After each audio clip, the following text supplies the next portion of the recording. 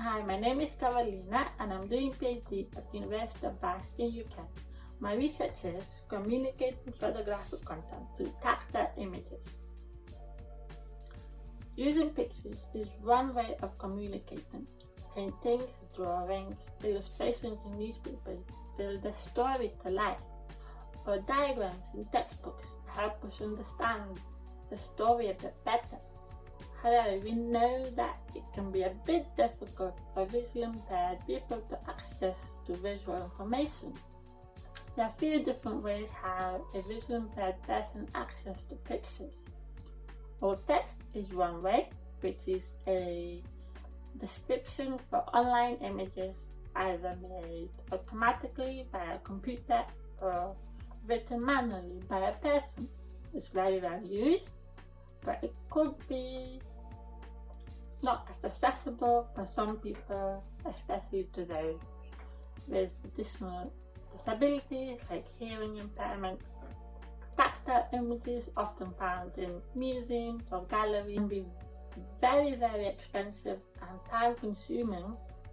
You could also use edge maps, a computer vision technique, very easy to use. It takes a fraction of a second and you can print it on a swell paper, a special paper where black parts are raised after using a special printer and you can feel it through fingers.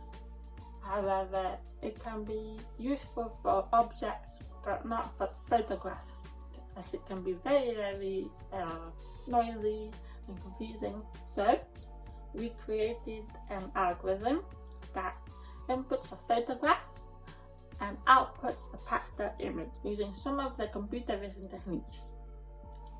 Each network solves the problem slightly different ways, and the variation is very important to computer vision researchers. But for our purpose, we have the luxury of choice. So we decided to use mask or CNN for object detection because the code is available, it's fast to run, reliably detects many kinds of things.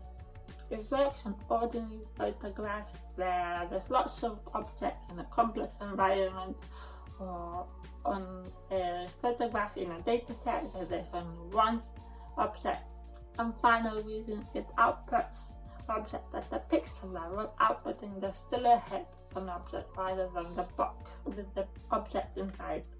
We also opted to use Pakenaite, where for each image, pixel informative contextual regions are learned and contextual attention is generated, thus allowing useful semantic features to be obtained and better decisions made.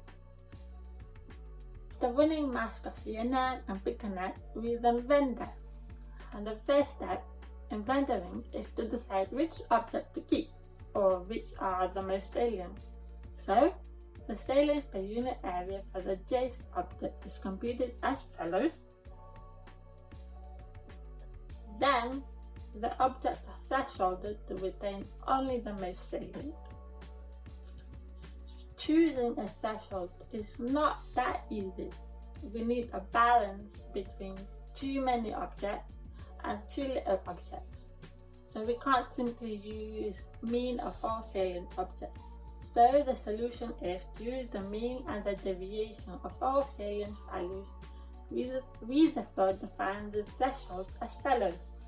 Then, each detected object is replaced with an icon. The icons are similar to the wave sign. They're black and simple. Icons are scaled and moved correspondingly, so it sits as closely as possible over the corresponding object.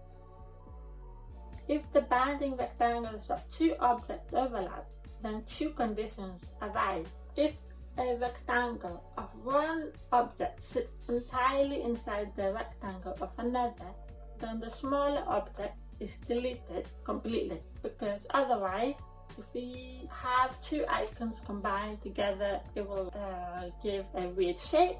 It might be too difficult to recognize, so we just simply delete it. If a box partly overlaps, then the least salient of the object is pushed in the direction of a vector that joins the box centers until there is no overlap.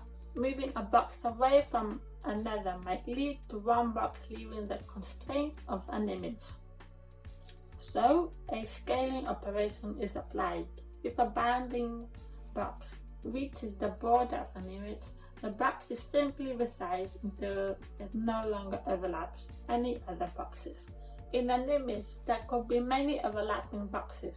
In an attempt to retain as much of the original position of the object as possible of the original position of the objects, we iterate through the sets of all pairs of overlapping boxes, and at each iteration only a single move per pair is allowed. Then we have an output of black icons on white background, and it's available to be printed on a swelled paper. So, to test our algorithm, we did an experiment with 32 participants. There were some visually impaired, some are sighted, and we asked everyone to use the blindfold and touch their pictures and state what object they can feel. And we found that visually impaired participants recognize more objects correctly if they were represented on swell paper through icons rather than canny edge marks. And we see there's a big difference, 74% for icons and only 7% for edge marks. And even though we did not ask them to tell us the story about the icons, a lot of people did. For example, an icon of a person in a tennis racket. Some said it's a person playing a tennis. For the picture where there's the icon of a person, bike and a car, and they said it's a person cycling next to a car. And for edge maps, they said, for example, these fine lines are pleasant to feel but too noisy for any information. So we conclude that our algorithm communicates content in such a way that people can construct a meaningful narrative of the visual image. That's it. Thank you for listening. I hope you enjoyed it. However, I have a 10-minute survey for the next study. If interested, you can scan the following QR code and get a sneak peek of the future work. Thank you.